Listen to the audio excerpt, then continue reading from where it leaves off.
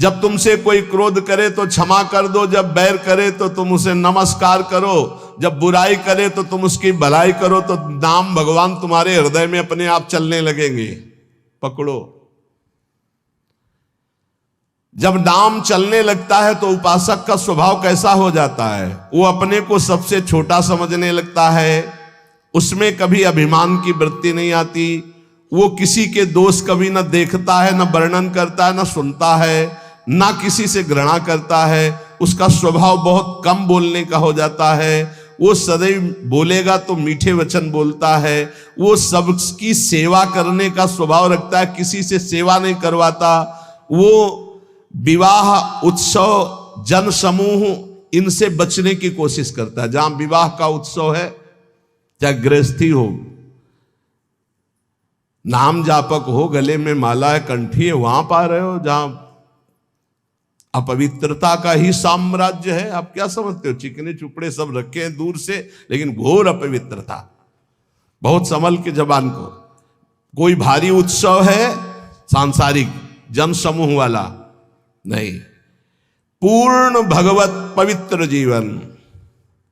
जो नाम को इन दो से बढ़कर समझता है, उसका नाम कभी नहीं छूटता। काम भोग से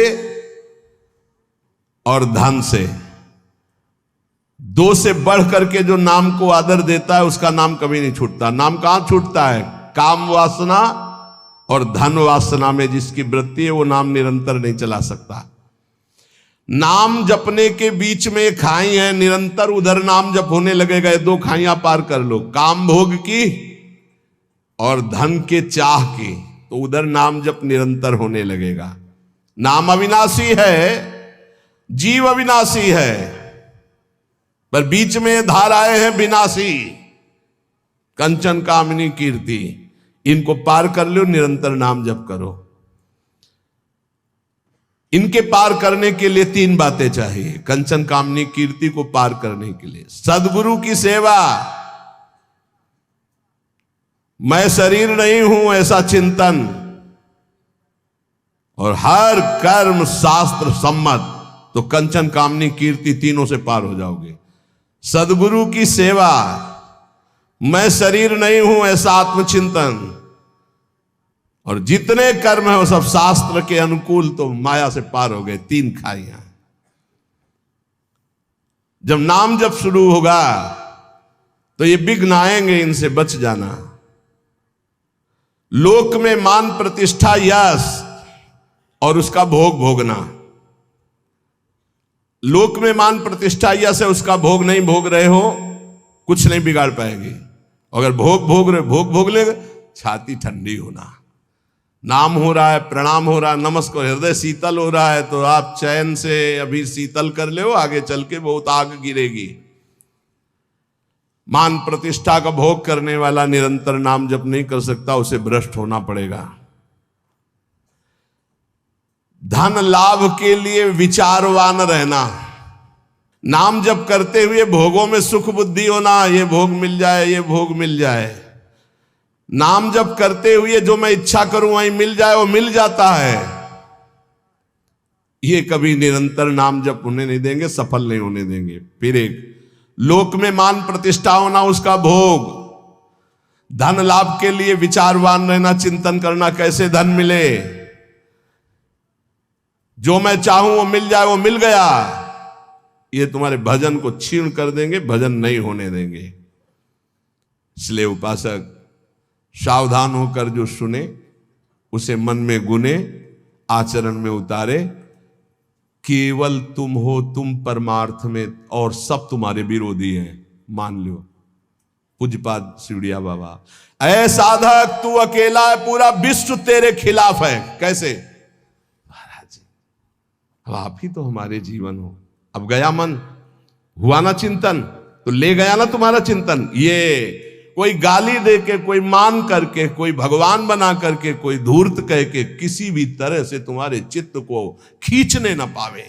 पूरा संसार तुम्हारे चिंतन को खींचने वाला है। तुम केवल अकेले अपने चिंतन को बचा के प्रभु में लगा दो, बस यही सूरवीरता है, यही पूरे संसार पर विजय प्राप्त करना है। और इसी के लिए ये चर्चा रोज हो, इनसे बचो, ये करो, ऐसे सावधान रहो। ये सत्संग केवल भगवत प्राप्ति के लिए, इसलिए हाथ जोड़कर प्रार्थना है, आप अपनी कृपा अपने ऊपर करके ये जो सुन रहे हो इसको आचरण में उतार लो, खूब नाम जप करो। मान लो अभी कोई तुम्हारा नहीं है, अभी आपकी नवीन अवस्था है, अभी वैराग्य पूर्वक रहो, खूब भजन करो, आगे चल करके तुम्हें जीवन में बहुत बढ़िया सुख मिलने वाला है।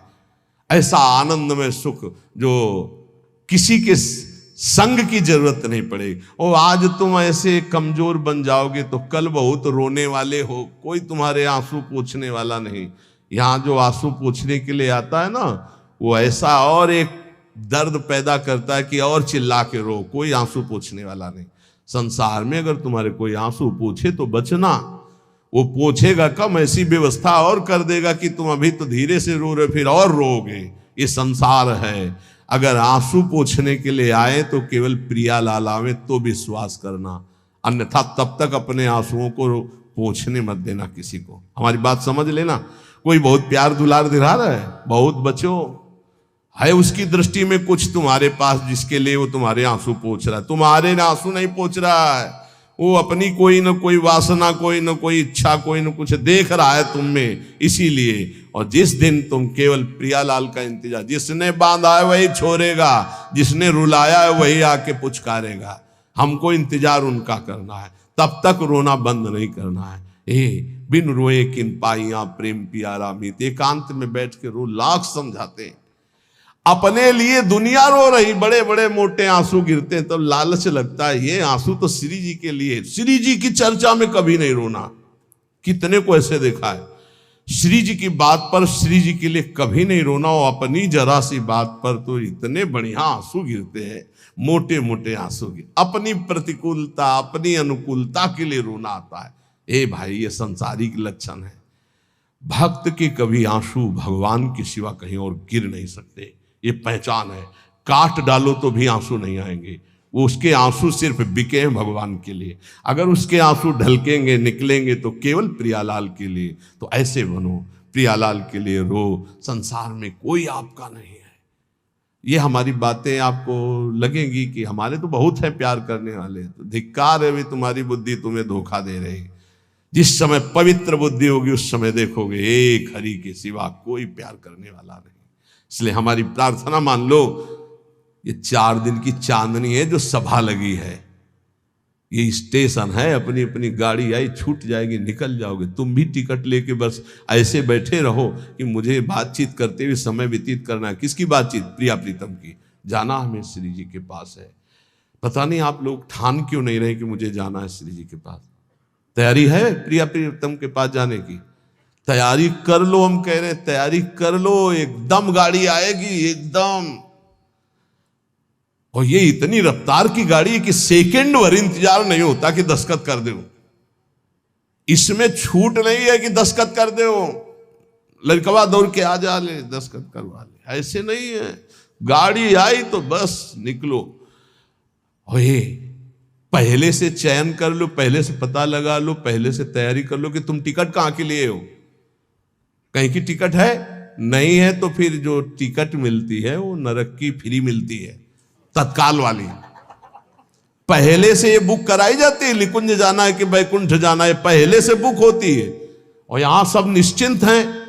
तो जो टिकट उस गाड़ी में मिलती है एकदम, तो एकदम वाली वो मिलती है, हम आपको बता रहे, नरक वाली मिलती है फ्री, तत्काल। वो तो तुम गाड़ी में भी बैठ जाओगे तो मिल जाएगी, फ्री मिल जाएगी। अगर कहीं पावर लगा के मिलती तो बैकुंठ की, कैलाश की, साकेत की, गोलोक की, इनकी पावर। और अगर कृपा से मिलती तो वृंदावन धाम की मिलती। तो टिकट है आपके पास वृंदावन धाम की? ए भाई है? हाँ। अब बताओ आपकी टिकट में क्या लिखा है? हमारे माई। हाँ, अगर ये टिकट है तो हम पहले से तैयार हैं निकुंज के लिए। ये बात ध्यान रखना। ये वृंदावन में बैठ के कह रहे हैं, आपने भी हाथ उठा दिया है, हमारी सबकी गति कहाँ है? श्री जी के चरणों में। हमारे पास टिकट है। अब हम कल कहेंगे तुमसे अगर सत्संग में